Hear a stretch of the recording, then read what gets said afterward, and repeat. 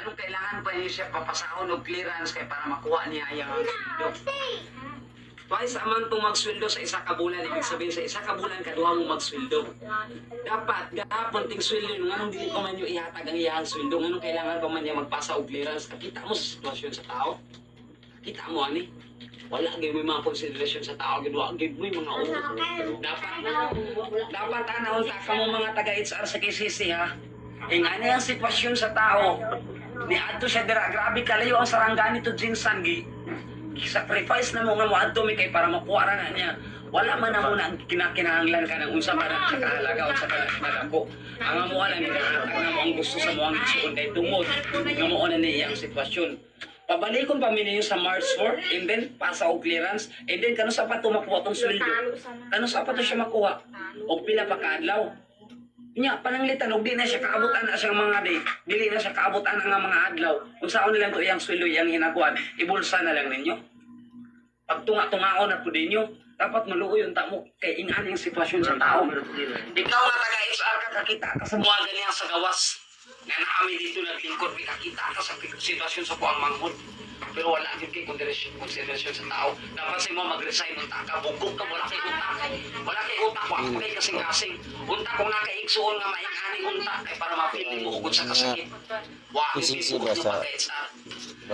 Sir Rapidol po, sana po ito pong aming video, sana po inyo pong mapansin. Sana po makita nyo po. Ito na po yung sitwasyon po ng aking kapatid. Hinimatay po ito doon sa isang mall dito sa Jinsan.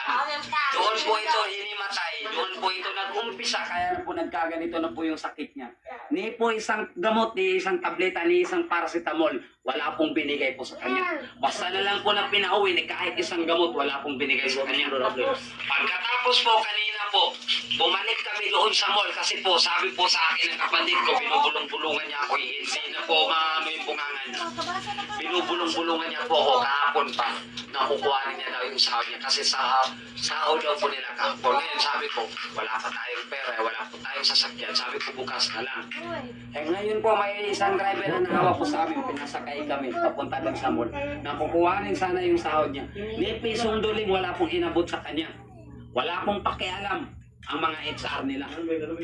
Yung guard po nila, ayaw po kung papasukin doon po mismo sa HR nila. Ayaw po magkaharap kami ng HR nila. Ang sa akin lang po, kukuhanin ko lang po yung pinaghirapan po ng kapatid ko para po ipapanggamot po namin sa kanya. Pambili po ng gamot niya kasi walang-wala po kami. Nakikita niyo po sitwasyon namin. Parehas po kaming walang-wala. May pamilya din po ako.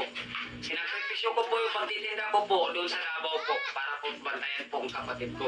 Ngayon, pumunta po kami doon sa pinagtatrabaho niya. Ni pisong duling wala pong inabot sa kanya. Napakawalang puso ng HR nila. Yang mall po na yan, napakawalang puso na itong mall na to. Itong kanilang HR. Hindi ko po alam kung ano po sistema na anong pamamalakad yung ginagawa nila. Hindi ko po alam kung anong pamamalakad yung ginagawa nila. Kasi po, kahit patay ka na, kahit siguro patay ka na sa harap nila, wala pa rin pakialam. Ito po kanina doon, naglalaway-laway na doon sa labas po ng ano nila, ng kante nila. Ni kahit tubig po, walang nag-abot sa amin.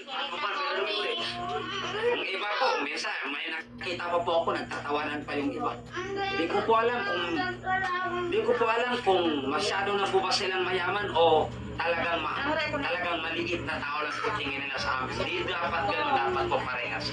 Nagtatrabaho po ng parehas tong kapatid ko kasi po, nagsasideline lang po siya ng trabaho dyan sa mall na yan kaya para po may pang-board exam lang po.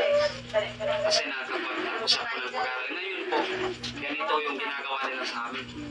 Yung HR nila, ayaw pa kaming pansinin, ayaw pa ako papasukin doon sa loob.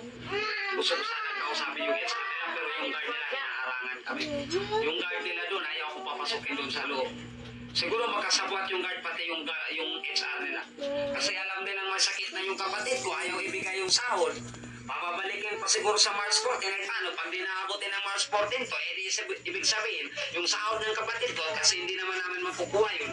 Sila nang hawak doon, hindi pagkati-hatiin na po nila yun. Yun po siguro ang ibig nilang sabihin, kaya ayaw kong papasukin doon sa loob. Sir Rafi, sana po ito pong aming video inyo po mapansin po. Sana po makita nyo po ito. Maraming salamat po at sana po, sa ulitin po, sana po mapansin nyo po kami at ang sitwasyon po ng aking kapatid. Wala na po kaming ama, may nanay po kami, pero wala rin po. Matanda na po yung aming pong mga magulang. Sana po makita niyo po ang aming sitwasyon. Maraming salamat po, Sir Rapi Tulfo.